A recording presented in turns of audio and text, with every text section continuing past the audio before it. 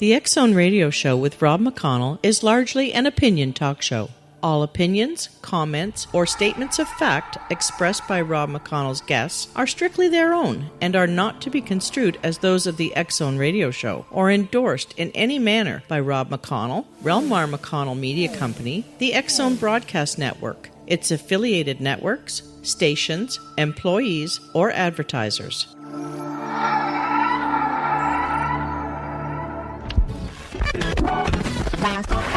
All Hit Radio.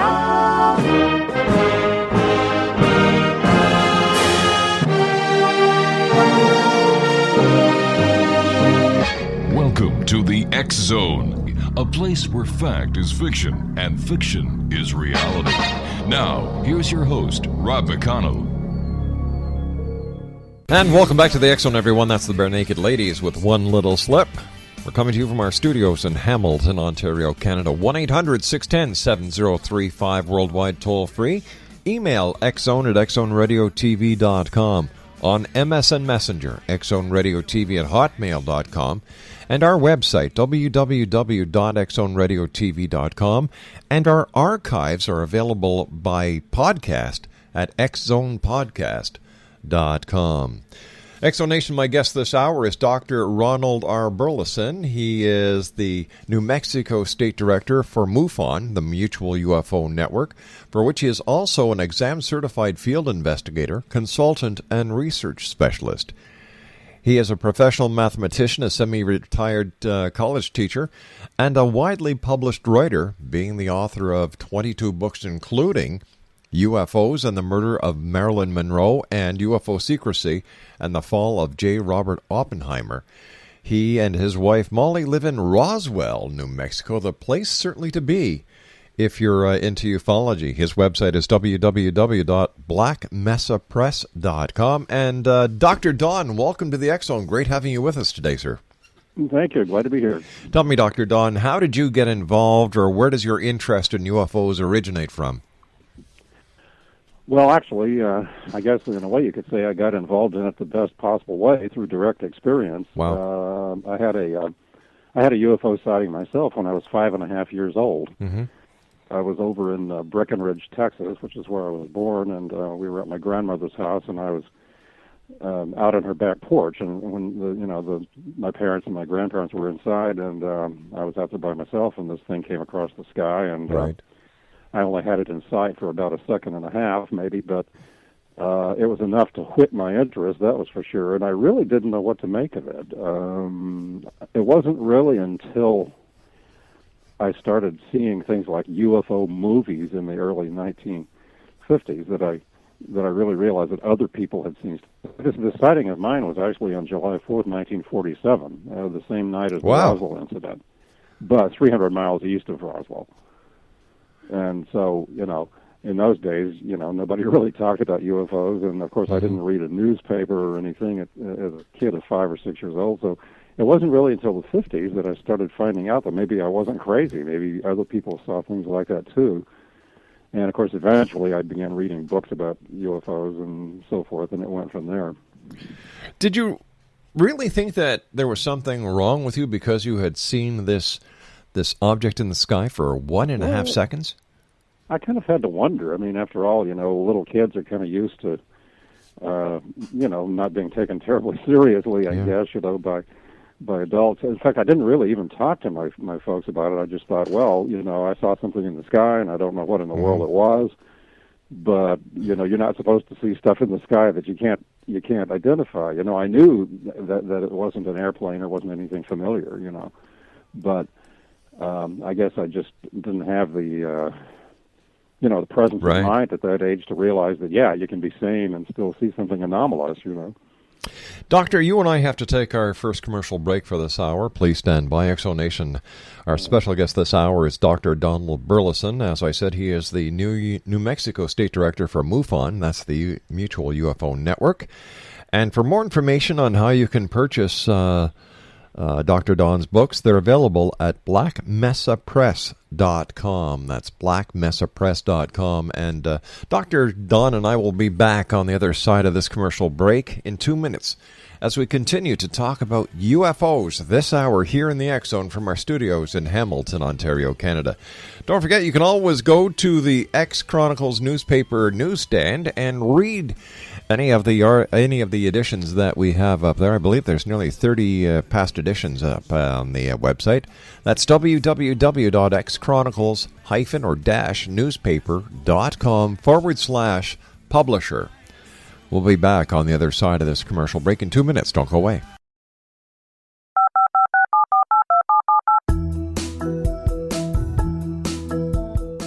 Did you know that when you're on the road with limited data or Wi-Fi, you can still listen to the X Zone Radio Show with Rob McConnell, The Science of Magic with Gwilda Wiyaka, X-1, Dimension X, Space Patrol, and every minute of the X Zone Broadcast Network by calling 213-401-0080, courtesy of Audio Now. No smartphone, app, or internet needed. It saves your data plan, and it's free if you have unlimited minutes. Call 213-401-0080 to listen on any phone, anytime, anywhere. Remember, 213-401-0080 for the best of the paranormal, parapsychology, and sci-fi radio programming anywhere, 24/7, 365. Exonation, Dr. Donald Burleson is our special guest. He is the New Mexico State Director for MUFON. And Dr. Don, why are you so confident that some UFO cases are real?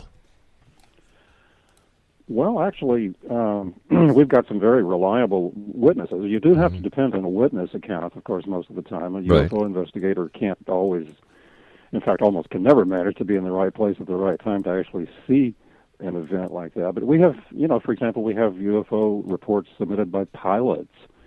I mean, a pilot is trained to be an accurate observer. Trained to look at something in the sky and say, okay, I can give you a good estimate of distance, altitude, size, speed. That's not an idle report. That's actually something pretty perceptive. And we have reports, of course, that have high consistency from multiple observers. For example, the Phoenix Lights, March 13th, 1997. I mean, we have hundreds of witnesses to that, and they all pretty much tell a story that fits together. When just talking about the Phoenix Lights, why do you think that to this very day there hasn't been a definitive answer from any branch of the government as to what the Phoenix Lights were? I mean, you've got the story that came out that it was part of a National Guard training exercise, and they were flares that were jettisoned. So many people who were witness to the Phoenix Lights take that and say, "Come on, we're not silly. We can tell the difference between a flare and an object that is so big, moving at a consistent speed with no sound." Well, the simple fact is the government knows perfectly well that something like that event was anomalous. I mean, but they don't want to tell you that because basically it means they have to admit that there's really scary stuff in our airspace that we can't do anything about, and they're not really in control because there it is and you can't get rid of it. I mean, they really don't like to confess to that, and they really, don't much care even if they know that they're lying. Is the fact, you said because there's scary stuff, is it the government's belief that people believe that UFOs are scary, or is that their rationale for keeping the information that they already have at hand a secret? Well, I think in a sense, anything that's not supposed to be in airspace is scary. I mean, airports, for example, are supposed to pretty much know what's in the air. Exactly.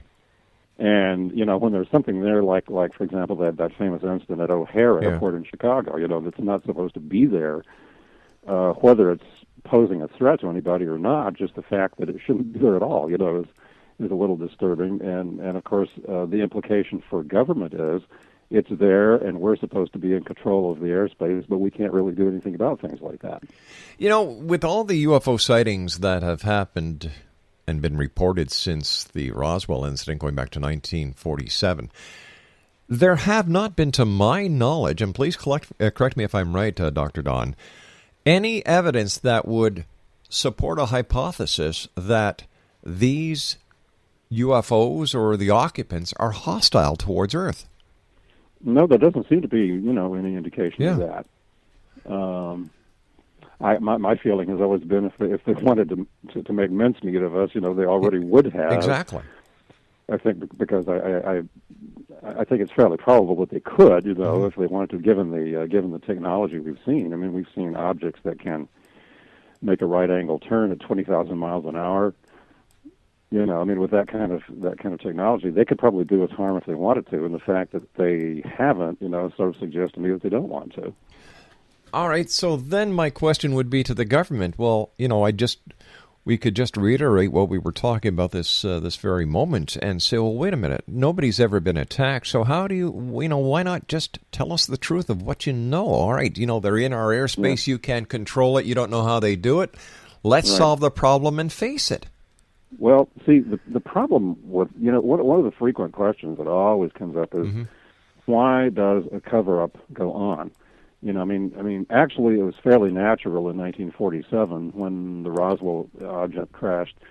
You're talking about the world? It was completely unknown. It was kind of a first, and I can imagine President Truman saying, hey, before we say anything about this, we better have a look at everything and better find out kind of what we can learn about it. But in fact, I've always wondered if Eisenhower hadn't replaced Truman in the White House. I've often wondered if maybe Truman might not have actually decided to end the cover-up. That's a good, kind of an open sort of guy. But see, the trouble is, as time goes on, it gets to be a bigger and bigger lie, and actually now it's probably too late. It's probably too late for them to come clean about it. In fact, I hesitate to even use the term "come clean" because, there isn't anything clean about it. Yeah, exactly. As they say, some things don't have a clean end to pick them up by. Right. And basically, just there's been too much water under the proverbial bridge by now. And there's been too much lying. People have been killed. Documents have been illegally destroyed. People have been threatened. And there's just been too much bad behavior on the part of government for them to say, "Oh, well, okay, hey, listen, we're gonna tell you everything now. We'd like you to keep voting for us anyway." So why did it take so long, sir, after the crash in Roswell? Why did it take a book by Stanton Friedman before this all surfaced again and caught the imagination and caught the ear of America and followed by the ear of the world? Well, basically, they told everybody to keep quiet. They clamped the lid down on it, and they made it clear they were quite serious. We know of people who received death threats, and it wasn't really until Stanton talked to Jesse Marcel in 1978 that some of the witnesses started saying, well, hey, look, they didn't kill Jesse when he came out and talked, so maybe we could start talking about it too. They made it very clear from the beginning they didn't want anybody talking about it. When they tell you that, you kind of have to take them seriously. What evidence, sir, have you seen that you draw the conclusion that there actually was a UFO crash in Roswell, New Mexico? Well, I think actually some of the best evidence may be in the process of appearing, even as we speak. There are some metals that have been found out at the debris field that are undergoing testing. And see, for example, if you look at things like the magnesium isotope ratios in metals, those are basically 79%, 10%, 11% distributed between magnesium 24, 25, and 26, respectively, if something belongs to this solar system. For something that belongs to a different star system, the ratios could be very different. And actually, preliminary tests on some of this stuff show that the ratios may indeed be atypical. What we're hoping to do is to have all of this testing done repeatedly and corroborating, one test corroborating another by having different outfits examine the stuff. But I think we're beginning to get some hard scientific evidence for this now. I'm one of the hard science people in this field. You know, Mm-hmm. I'm not a mystic. You know, Sure. I'm a mathematician, and I see things basically in terms of mathematics and physics, and chemistry, and science generally. And that's what we really need. And I think we're in the process of getting it. All right, so we get the data and we say, okay, look, based on the data and the scientific facts, something did crash at Roswell, New Mexico. Something that appears to be from another planet, another solar system, whatever. Right. What is the significance of it? Well, basically, the significance is it could very well be regarded as the most significant event in human history.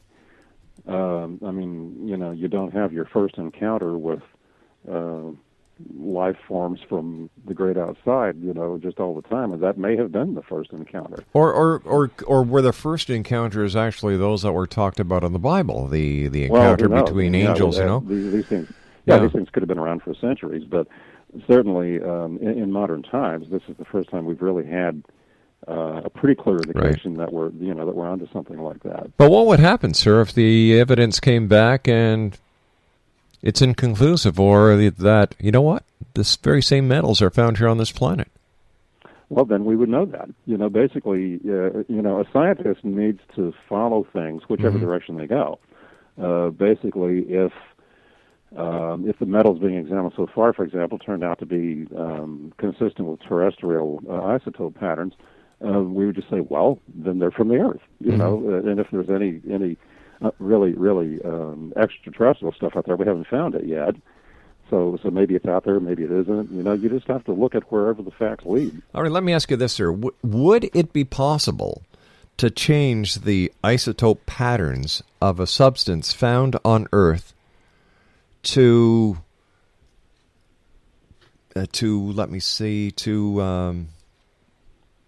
look as if it was from another planet?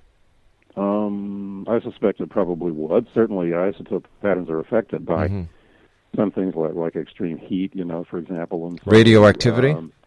The objectivity of a study like that has to be made unquestionable. Everything has to be documented. Yeah. Every way in which the material No, sir. I'm sorry. I wasn't questioning the objectivity. I was questioning if radioactivity could actually change the isotope pattern. Well, I'm not a. That's not my area of expertise. Yeah, no. Why I'm asking that is because here you've got wasn't there the nuclear arsenal that was actually lifted from Roswell, New Mexico, and dropped on Hiroshima and Nagasaki? Oh, yeah. The 509th Bomb Group here was the only nuclear delivery team in the world at one point. So I'm just wondering if, by chance, this metal may have spray radiation from that stuff. Of course, we did have the Trinity test in 1945, but that was pretty contained, by and large. All right, sir, you and I have to take a commercial break. Please stand by. Great having you with us, Dr. Don. Exonation, Dr. Don Burleson is our special guest. www.blackmesapress.com. We'll be back on the other side of this commercial break with the news. Don't go away.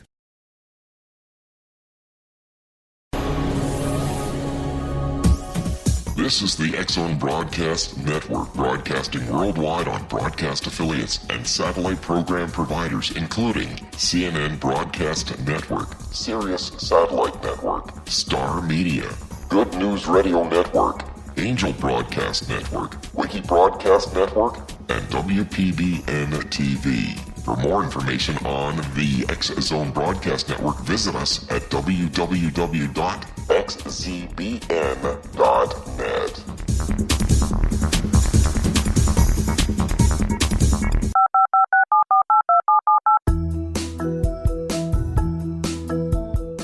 Did you know that when you're on the road with limited data or Wi-Fi, you can still listen to the X-Zone Radio Show with Rob McConnell, The Science of Magic with Gwilda Wiyaka, X-1, Dimension X, Space Patrol, and every minute of the X-Zone Broadcast Network by calling 213-401-0080, courtesy of Audio Now. No smartphone, app, or internet needed. It saves your data plan, and it's free if you have unlimited minutes. Call 213 213-401-0080 to listen on any phone, anytime, anywhere. Remember, 213-401-0080 for the best of the paranormal, parapsychology, and sci-fi radio programming anywhere, 24/7, 365. And welcome back, everyone. Dr. Don Burleson is our special guest, www.blackmesapress. Dr. Don is the MUFON State Director for the state of New Mexico. Why do you think, Dr. Don, there are so many people who do not take ufology very serious? Well, I think there are a number of reasons. The attitude of academia, toward the field of UFO studies has always been lukewarm to terrible. I was pretty fortunate. I mean, I'm a semi-retired college professor. Right. And I still teach, a calculus course every term here at Eastern New Mexico University, and of course this is Roswell. When I applied for tenure back when I was full time, I actually put things in my application package about being a UFO investigator and so forth. And it wasn't the kiss of death. It would be at most universities. I think there's just this sense that there's always something suspicious about the anomalous. If you walk into a bookstore, you find, more often than not, you find UFO books shelved alongside of witchcraft and tarot card reading and astrology, and it isn't anything like any of that stuff. When it's done correctly, it's hard science. At least that's the way I try to do it. But I think basically it's kind of like the emperor's new clothes. You know that old story about the Sure do, yeah. Yeah, only the little kid finally had the nerve, to be the one to say the emperor's riding in the naked in the parade.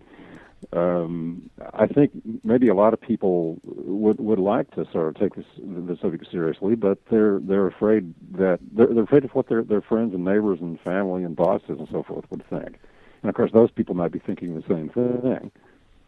Do you think, in your opinion, Dr. Don, does television and Hollywood help or hamper serious ufology? Well, it may do a little bit of both. I think certainly, I know for me personally, it helped me kind of formulate my interest in the subject. When I was, like I said, when I was five and a half years old, Right. I had a UFO sighting. When I was 9 years old, I saw the movie The Day the Earth Stood Still, and it just blew me away, because I figured I knew it was a movie, but I thought, well, if people make movies about stuff like that, there must be something to it. And I think it has, in a way, conditioned people to think of the subject as something they ought to pay attention to. But then, on the other hand, some of the movies that have been made are so lurid and strange, that it may have worked the other way too. I think a little bit of both. Each and every year, the city of Roswell has an event based on the UFO crash in Roswell. And do you find that the carnival atmosphere that it's grown into is an asset? Well, the carnival atmosphere, in a way, I can sort of see that, people come to town and people want to have a good time, and there has to sort of, as a matter of practicality, it's more or less inevitable that there is a kind of carnival atmosphere. But generally, this is tempered by serious lectures, and things of that sort. So I think it's good that it's a mix. I would say this: if there were only a carnival atmosphere, it would be tragic. But it's not only a carnival atmosphere. There is a serious side to it too.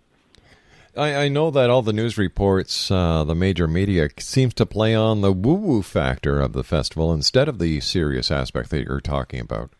No, that's true. That's true. Basically, if somebody has the choice between, covering, the alien costumes on the street, and covering a very, very serious lecture, by major ufologists, they'll go probably for the flashy-looking stuff, on the street with the costumes and whatnot. That, I guess, is just a matter of theater, Right. How many UFO reports a year do you average as the director for the state of New Mexico? Well, I haven't actually gone back and computed an average. I would say probably, usually, I can count on getting about maybe one report a week. Wow, so that's about 52 a year. Yeah. And of course, they don't all end up being exceedingly interesting, or they don't all end up convincing me that something, or convincing whatever field investigator I assign it to, that, we're not always convinced that, that it was really anything bizarre. I mean, sometimes people will say, I saw this thing in the sky, and it had a red light over here, and a green light over here, and a white light in the middle, and you have to kind of say, well, that's a typical lighting pattern for an airplane. Right. But then there are people who give you, sightings that really aren't that easy to explain. Probably, I think overall, the usual statistic is something like 5% of sightings really don't gel, when you try to explain them conventionally. In your opinion, Dr. Don, what are some of the most important UFO cases? Oh, some of the old classics. Actually, I've worked on some of the old classics. I've worked on the Lubbock Lights. Right. Although I was only a child when they happened, I got in on the game later and did some analysis, did some photo analysis on them, did some airspeed analysis on them. Certainly the Levelland, Texas case, November 2nd, 1957, when an object landed in various places around the roadways around Levelland that night, and the sheriff and his team, got in on it. They were witnesses, and they were threatened by government officials to keep quiet. Although the official explanation was that it was ball lightning. Why you have to keep quiet about ball lightning, I don't quite follow the logic. No, neither do I. Yeah. But certainly that Socorro, New Mexico, April 24th, 1964. They're both local and state police were in on that. There's some very credible witnesses there, and I've done some analysis on that too. And certainly Roswell and Phoenix Lights, the Stephenville, Texas event, fairly recently, and there are, even though the percentage of cases that are really anomalous is probably pretty small, it's enough. It's enough to show that something strange is really going on at least some of the time. In your opinion, are UFO sightings going up or are they going down? Well, they seem. It's a little hard to, unless you really track this over time. It kind of course, you have heavy times and light times. As someone said to me one time, sometimes they're around, sometimes they're not, apparently. But I think overall they're probably going up simply because people are paying more attention. There are a lot of, we're getting more photographs because, of course, there are more people with cameras and phones with cameras of them and whatnot, running around. You tend to get them seasonally. You get more sightings during the summer simply because nobody stands around in 0-degree weather, looking at the sky so much. But a lot of people are outside during the summer. You tend to get more sightings around cities because there are more pairs of eyes looking at the sky than in places where the population is less dense. But overall, probably I would say the sightings are going up, not necessarily because there are more of them, but just because, more people are seeing them. Awareness, yeah. Tell me, alien abductions, we don't hear as many of those as we did 5-10 years ago. Yeah, again, that kind of, it's like everything else, it kind of comes and goes. Really? Yeah, it's just, you'll get a whole rash of things, a wave of one kind of event or another, and then sometimes a paucity of them for a number of years. Nobody knows why, really. For someone listening tonight, Dr. Don, what is the best way that they could actually help MUFON when it comes to reporting a UFO sighting? Well, you go to the website, MUFON.com, and we have a thing called the case management system, and you can submit your report on there. Depending on where you submit it, some state director or other, will get that report immediately by email. And what we do is we, do our best to assign it very quickly to a field investigator, and then the field investigator follows it up. But it's a pretty good system. It's quick. It's organized. The N in MUFON stands for network, and that's exactly what this is. If I need a photo analyst or if I need a chemist or something, all I have to do is write to HQ and say who you got in your Rolodex. Right. And so, people can submit these sighting reports online. People can join MUFON. That's an excellent idea, trained to be a field investigator. It's a lot of fun, very rewarding. Tell me, Dr. Don, Why do you, Dr. Don, believe that we're being visited by UFOs being driven by ETs? You mean, why are they here? Yeah. Well, it's always a little tentative, to speculate a whole lot about alien psychology. Mm-hmm. When we ask, why do they do this, or what do they want, or what do they think, we may be talking about a mind that is as biologically and genetically different from us as we're different from an earthworm, Right. There has, a lot of people have speculated, for example, that since Roswell happened in 1947, and there were some sightings, like, for example, the famous foo lights, toward the end of World War II. Yes. That all of that was fairly soon after the Trinity atomic tests, and there may be something to that. Certainly, if I were out there, kind of, giving the Earth a look once in a while on the way by, and I started seeing atomic explosions, I would probably wonder, what are these idiots up to? Exactly. And I would probably maybe come in and check it out. I think there may be something to that theory. Do you think that contact will be made in the near future? I mean, I don't mean one-on-one contact. I mean the landing in a city in the United States, Canada, or Great Britain, or Russia, where it will be covered by the major news centers, and that the conspiracy, the cover-up, if there is in fact one, won't be able to survive. That will just be over. Yeah. Yeah. Well, one would of course greet an event like that with much interest. Yes. I tend to doubt that will happen really soon. I couldn't really give you a good reason for that. I just don't get the feeling that it's about to happen. It might have happened already, if whoever is out, whoever is driving these things, really wanted to do that. On the other hand, it may very well be the time to them as a whole psychologically different thing, and they may be content to wait 1,000 years to do that. Do you think the human race is ready for contact? I'm inclined to be a little more likely to say yes to that than some people are. I know there was the Brookings Institute, report that said there would be, a lot of panic, and people would feel that their religious beliefs were being trampled upon, and that their culture was being challenged, and so forth and so on. I'm inclined to think, though, that we're a little more. That might have been true in 1947. Yeah. But I'm inclined to think that we're a little more resilient than that. I'm inclined to think that we could take it. That we could just look at it and say, well, what do you know? There are intelligent beings out there. We are in contact with them, and welcome to the club. Cattle mutilation. What is your take on that, sir? Well, that can be a pretty disturbing subject. I've actually had some reports of those myself. I had somebody tell me a story one time from a ranch in Colorado. This chap was down here visiting, and he said that his people found a mutilated cow out in the prairie, and it was in the winter, and there was a lot of snow on the ground, and there were no tracks or anything around it, and yet it had been surgically tampered with, parts removed, very nice surgical incisions made, and no evidence of anybody having stood around in the snow. So that, in other words, the suggestion was that whatever was done to that animal was done not with the feet on the ground. It was done from the air or something. Yeah. There are definitely things, like that.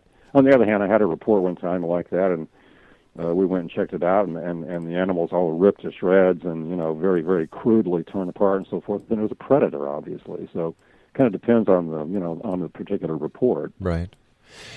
If humans were being found in the condition that cattle are being found, I'd really worry. I would really worry.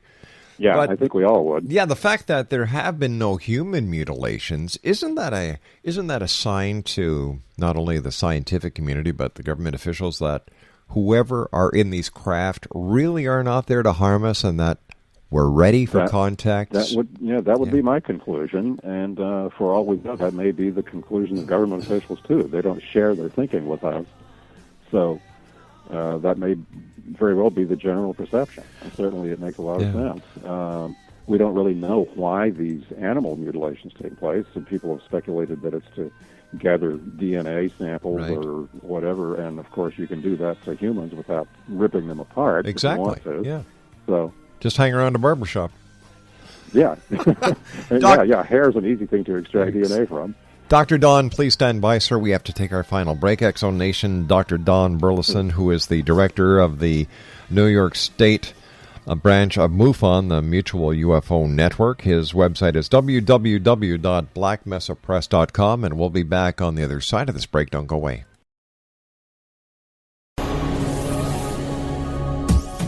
This is the X-Zone Broadcast Network, broadcasting worldwide on broadcast affiliates and satellite program providers, including CNN Broadcast Network, Sirius Satellite Network, Star Media, Good News Radio Network, Angel Broadcast Network, Wiki Broadcast Network, and WPBN TV. For more information on the X-Zone Broadcast Network, visit us at www.xzbn.net.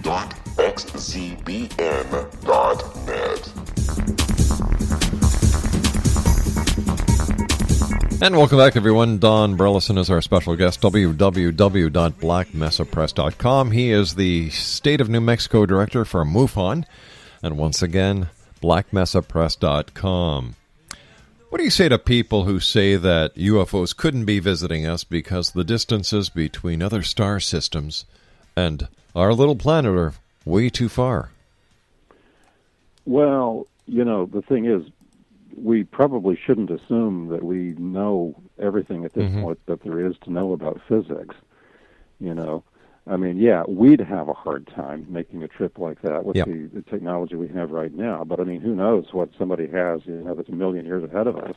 What about teleportation? We're already beginning to even experiment with that ourselves a little bit. We've teleported things like photons. There was an experiment where a photon was teleported 500 meters, and we did that ourselves. And so what if somebody's been around for millions of years, maybe longer than we have? Could they teleport whole organisms and whole objects? Well, who knows? Wormholes, there's a great deal about physics that we're still learning. And it's funny that Carl Sagan, the astronomer, used to say that although he believed the universe was teeming with life probably, he didn't think any of it was visiting us because, the distances were too great and so forth. But he knew better than that because that was just what he said in public. He had to say that. He told Alan Hynek one time when they were about to go on a TV show together that they were kind of backstage that he knew perfectly well some UFOs were extraterrestrial, but he couldn't very well talk about that in public because he had his grant funding at Cornell to worry about and so on.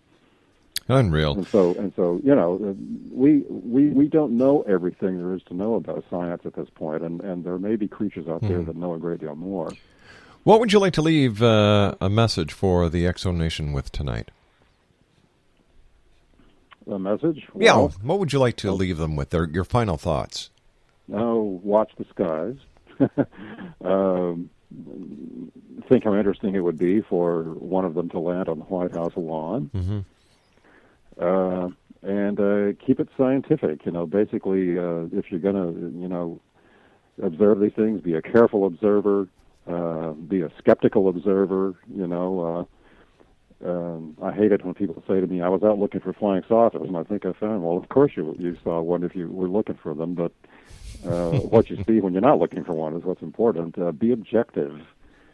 Think of this as a science, because at its best, that's what it should be. And what is the website for MUFON to file a report online? That's just MUFON.com. All right. There'll be a place in there to go and submit a sighting report. And as I said, an investigator gets assigned, and we can take it from there.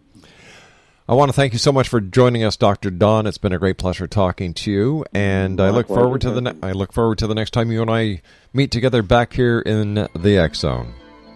Thank you. Good night, Dr. Don. Exo Nation, Dr. Don Burleson has been my guest this hour. www.blackmesapress.com. And don't forget, if you'd like to file an online UFO report, www.mufon.com. I'll be back after the news at 6.5 minutes past the top of the hour. Don't go away.